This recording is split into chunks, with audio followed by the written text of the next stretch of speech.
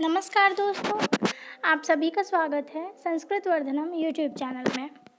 आज के इस वीडियो में हम लोग अभिज्ञान शाकुंतलम का ये दूसरा वीडियो है, जो कि हम लोग वन लाइनर क्वेश्चंस को पिछले वीडियो में भी देखा था और आज हम लोग कुछ और क्वेश्चंस को देखेंगे। महाकवि कालिदास का ये नाटक है जो कि विश्व प्रसिद्ध नाटक है, तो इसी से संबंधित क्वेश्चंस हैं जो आपके संस्कृत के हर एक एग्ज़ाम में काम आएंगे। तो यहाँ से आपको हर एक एग्ज़ाम में क्वेश्चंस देखने को मिलेगा और ये बहुत ज़्यादा इम्पोर्टेंट टॉपिक है। तो चलिए हम लोग अपना वीडियो स्टार्ट करते हैं। सबसे पहला क्वेश्चन है, कविता कामिनी विलास उपाधि किसकी है? तो कविता कामिनी विलास के नाम से हम लोग महाकवि कालिदास को जानते हैं, जो कि ये अभिज्ञान शाकुंतलम नाटक के रचयिता हैं। नेक्स्ट है, उपमा सम्राट किसे कहा जाता है?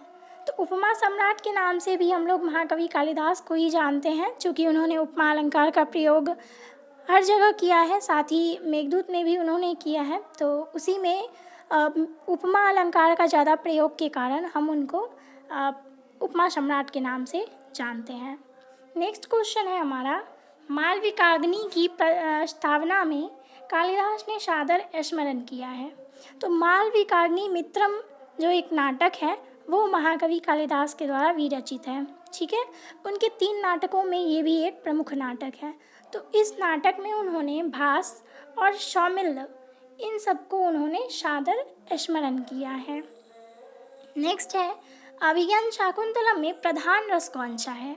तो इसमें जो है श्रृंगार रस प्रधान रस है, और सारे रस हैं इसमें, लेकिन श्रृंगार रस जो है अभिज्ञान शाकुंतलम का वो प्रधान रस है। नेक्स्ट है, अभिज्ञान शाकुंतलम में कुल अंक कितने हैं? तो अभिज्ञान शाकुंतलम में कुल 7 अंक हैं। ठीक है, बहुत इंपॉर्टेंट क्वेश्चन है। नेक्स्ट, अभिज्ञान शाकुंतलम का उपजीव्य ग्रंथ कौन सा है? तो उपजीव्य ग्रंथ है इसका महाभारत का आदि पर्व, और आदि पर्व के शकुंतलोपाख्यान से ही, जो कि 88 से 74 अध्याय तक है। बस आपको इतना याद रखना है कि महाभारत के आदि पर्व के शकुंतलोपाख्यान से ये लिया गया है, एवं पद्ममुख पुराण का स्वर्ग खंड। तो इससे भी अभिज्ञान शाकुंतलम का उपजीव्य ग्रंथ है, जहाँ से वो लिया गया है। नेक्स्ट है, अभिज्ञान शाकुंतलम के नाटक की रीति कौन सी है? तो उसमें वैदर्भी रीति का प्रयोग है, जो कि महाकवि कालिदास का जो है वैदर्भी रीति का प्रयोग वो करते आ रहे हैं। तो अभिज्ञान शाकुंतलम में भी वैदर्भी रीति का प्रयोग उन्होंने किया है। नेक्स्ट है, नाटक को किस काव्य की विधा में रखा जाता है?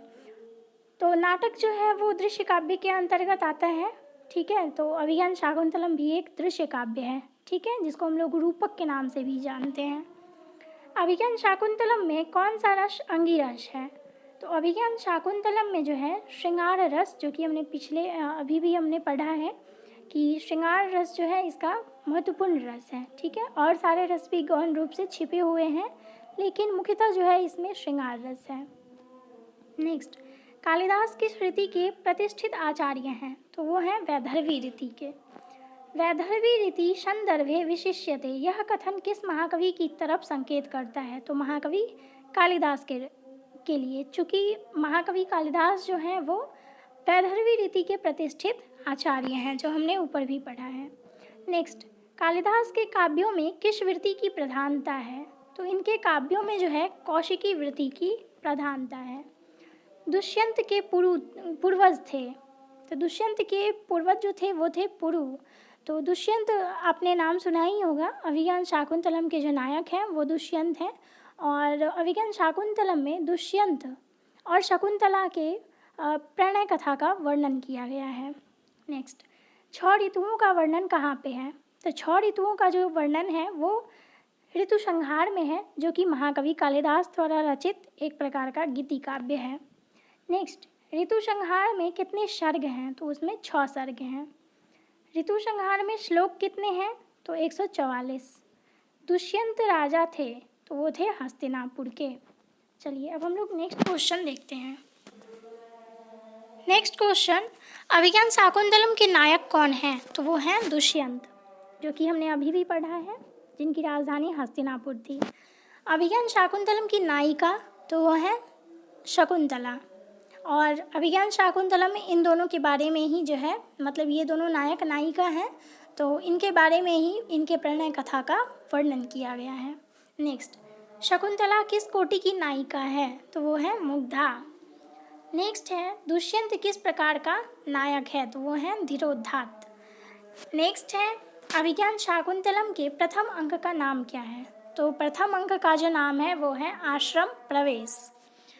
द्वितीय अंक का नाम है आश्रम निवेश। फिर तृतीय अंक का नाम है मिलन अंक। चतुर्थ अंक का नाम है विदा अंक।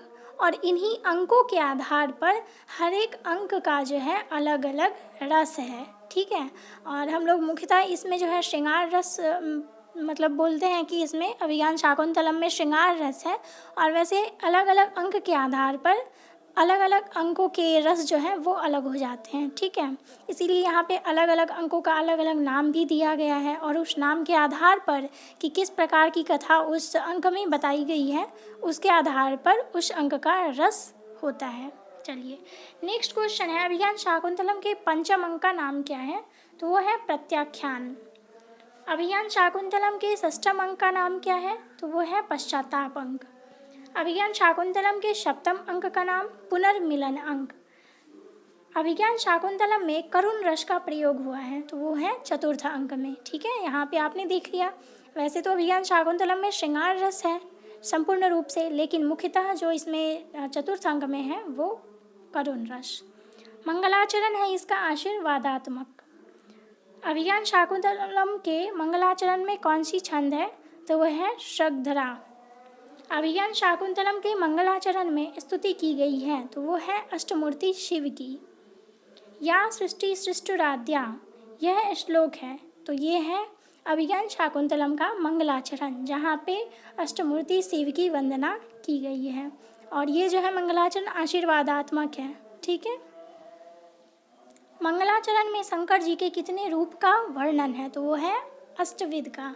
ठीक है, तो ये आपने देख लिया कि इतने सारे क्वेश्चन थे जो इम्पोर्टेंट हैं आपके हर एक एग्ज़ाम के लिए।